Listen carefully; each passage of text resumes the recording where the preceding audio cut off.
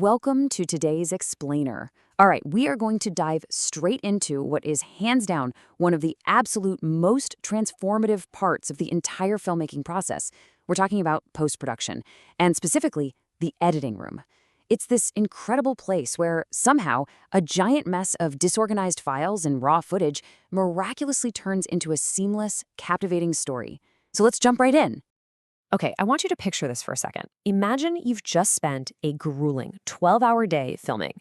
You check your camera and you have captured a memory card full of absolute gold. I mean, the camera work was flawless. The actors completely nailed their lines, and the lighting, picture perfect. But then you finally sit down at your computer to watch the continuous playback of what you shot, and it just falls completely flat. It feels sluggish, unfocused, and honestly, kind of boring and confusing. You're probably thinking, what on earth just happened? Well, the crucial point here is that the story itself is actually found in the edit. See, when an editor takes those exact same beautiful but totally boring raw clips and starts rearranging them, pure magic happens. Suddenly, what was a drag to watch becomes a gripping, emotional narrative. And the crazy thing is, the raw footage itself didn't change at all. Literally, not one single frame of the original video was altered. But the way those clips were arranged, that changed absolutely everything. Which brings us to Section 1, Myth versus Reality and the True Power of Editing. By definition, film editing is the process of selecting, arranging, and refining video and audio to tell a story. But listen, it is so much more than just a technical task. It is a highly, highly creative process. This is the exact moment where structure, rhythm, and emotion all finally collide to create one unified, incredible experience for the audience. Now, there's a pretty massive contrast in how people actually approach this. When you're just starting out, it's super easy to think editing just means, getting rid of the obvious mistakes, snipping out a bad take, or someone coughing in the background. But the professional mindset goes way, way deeper. It's about deliberately building emotion, crafting suspense, controlling the pacing, and literally guiding the audience's eyeballs exactly where you want them to look. It really comes down to all these tiny micro decisions happening right there on the timeline. An editor is constantly deciding which shots to actually use, exactly when to make a cut, and precisely how long a shot should be. And the impact of those choices is just huge. It completely controls the pacing and connects the scenes emotionally. Think about it. A single change in timing, like just leaving a shot of an actor's face on screen for 2 seconds longer, can entirely change how that whole scene feels in your gut. And this right here is exactly why the editor is so often called the final storyteller of the film. Just think about this thought experiment. You could hand 2 totally different editors the exact same raw footage, literally the exact same memory card, and I guarantee you they will create 2 wildly different films. One editor might use rapid-fire cuts and focus entirely on the action and movement. Meanwhile, the other editor might decide to hold on the actors' faces, really linger on those dramatic pauses, and build a film that's focused purely on deep emotion. The editor is the one who truly shapes the final experience. All right, moving on to Section 2. Let's look at the mechanics of emotion, pacing, and rhythm. So, a fundamental rule of storytelling that you have to know is that the physical length of each shot directly dictates the emotion of the scene. It's a lot like music. Short, fast cuts instantly inject energy, excitement, and a real sense of urgency. The viewer's heart rate literally speeds up. On the flip side, when you lean into longer, sustained shots, you evoke a sense of calm, deep reflection, or, if done right, intense, unbearable suspense. Timing creates emotion, period. To really make this concrete, let's paint a picture together. Imagine a scene where a student walks into a classroom and opens an envelope to see their final exam result. In version A, we just watch this play out in one continuous, unedited shot from all the way in the back of the room. The student walks in, opens the envelope, reacts. It feels slow, it feels distant, and frankly, a bit disconnected. But now imagine version B, the edited version. We start with a wide shot to establish the room. Then cut to a medium shot of the student walking. Cut to an extreme close-up of the envelope tearing open. An insert shot of the actual bold red grade on the paper. A tight close-up of the student's reaction. And finally, a quick cutaway to their classmates watching them. So ask yourself, what actually changed between that first boring version and the second one? The answer is everything. Both versions used the exact same footage from the exact same camera angles.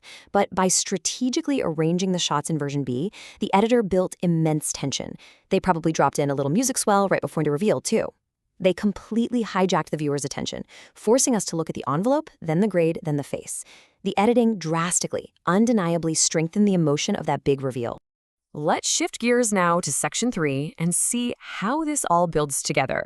Here is the editor's toolkit and the workflow. Every editor follows a pretty clear 4-stage progression to get from raw files to that final exported film. First up, you import and organize all your clips. Then you build out your rough cut. From there, you refine it down into a fine cut. And finally, you add that beautiful final polish. Stuff like your sound design, music, titles, and color grading. Let's talk about that rough cut for a second. This is simply the initial assembly of your scenes to establish a basic structure. Honestly, you are not worrying about perfect timing or fancy music here. You're just dragging and dropping clips in order to see if the raw story actually makes sense from beginning to end. It's rough. It's where the story first begins to take its shape. But once you have a structure that generally works, you transition into the fine cut. And this is a night and day difference from the rough cut. This is your highly polished sequence. This is the stage where you go in and absolutely obsess over those micro decisions we talked about earlier. This is where the timing, the pacing, and the rhythm are locked in. The editor tightens every single thing up to make sure the emotional flow hits exactly right, long before adding any final sound or color. All right, Section 4, avoiding common pitfalls. Because let's be real, everyone makes mistakes when they first open their software. There are a few massive traps out there that can catch literally anyone off guard. The first, and oh man, this is a big one, is keeping a shot simply because you worked really, really hard to film it. You spent 2 hours setting up the lights for this one fancy angle, so you feel obligated to leave it in the final film, even if it completely slows down the scene. Just don't do it. The second mistake is cutting way too quickly. You have to give your audience enough time to visually process and actually understand what's happening on screen. And the third mistake? Just tossing random clips together on a timeline without any clear story structure in your head. Honestly, the single most vital mindset shift you can possibly make as a beginner is just changing the question you ask yourself.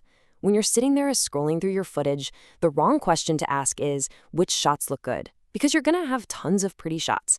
But the right question, actually, scratch that, the only question that matters is, which shots help tell the story? If a beautifully framed shot doesn't advance the narrative or push the emotion forward, it belongs on the cutting room floor. No exceptions. Because ultimately, sometimes the most powerful decision isn't adding another shot. It's actually removing one. Truly great editors aren't just people who know how to click buttons in software. They are master storytellers.